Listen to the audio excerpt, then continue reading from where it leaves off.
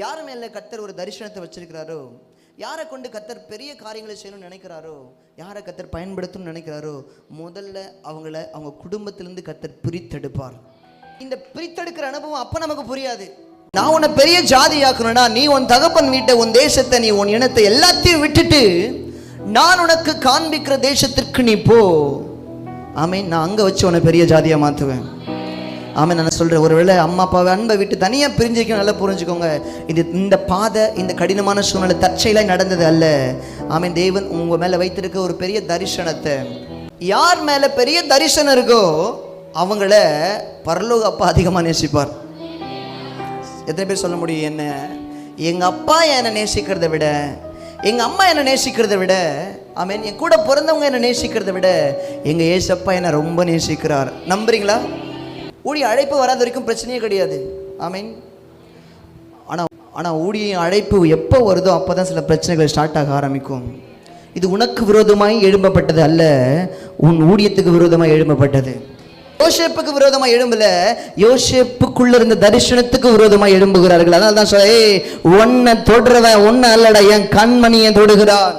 ஐயா, கூட பிறந்து 12 பேர் 11 பேர், ஆனால் 11 பேர் மேல இல்லாத தரிசனம் கர்த்தருக்கு யோசேப்பு மேல இருந்துச்சு. நேத்து சொன்ன தாவீது கூட பிறந்தது 8 பேர் 7 பேர் மேல இல்லாத தரிசனம் தாவீது மேல இருந்துச்சு. எத்தனை பேர் நம்புறீங்க? என் கூட இந்த மற்றவங்க பேர் இல்லாத, என் கூட பிறந்தவங்களுக்கு மற்றவங்களுக்கு மேல இல்லாத தரிசனம் கர்த்தர் என் மேல கர்த்தர் வைத்திருக்கிறார். ஆமே. நல்ல கையை தட்டி. யார் மேல கர்த்தர் ஒரு பெரிய பிளானை வச்சிருக்கிறாரோ, முதல்ல அவங்க அப்பா அம்மாவை விட்டு சொல்லுங்க, அவங்க அப்பாவை விட்டு, அவங்க அம்மாவை விட்டு, கூட பிறந்த தேச உறவுகளை விட்டு, சொந்த தேசத்தை விட்டு, பிறந்த இடத்தை விட்டு கர்த்தர் தனியா புரியாத இடத்துல, தெரியாத ஜனங்களுக்கு மத்தியில் கொண்டு வந்து வைப்பார். இது வைத்தது அவர்களை மூழ்கடிப்பதற்காக அல்ல, ஆமீன், அவர்களை ஜெயிப்ப வைப்பதற்காக. பாருங்களேன், மற்றவங்களுக்கு இல்ல குழி, தரிசனம் இல்லாத மற்றவங்களுக்கு குழி இல்லை. யாருக்கு தான் குழி? யார் மேல தரிசனம் இருக்கோ அவங்களுக்கு தான். யோசேப்புக்கு கிடைச்ச குழி, அவன் மேல சுமத்தப்பட்ட பழி, அதுதான்டா அவனுடைய உயர்வுக்கான வழி.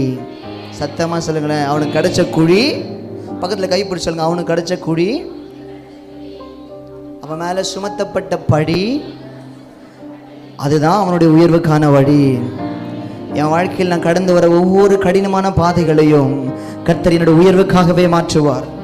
நான் சந்திக்கிற ஒவ்வொரு அக்னி சூளையையும், நான் சந்திக்கிற ஒவ்வொரு சிங்கக்கவிகளையும், நான் சந்திக்கிற ஒவ்வொரு அவமானங்களையும் கர்த்தர் உயர்வுக்காகவே. நல்ல நல்ல நல்ல கையை தட்டி. ஹல்லேலூயா.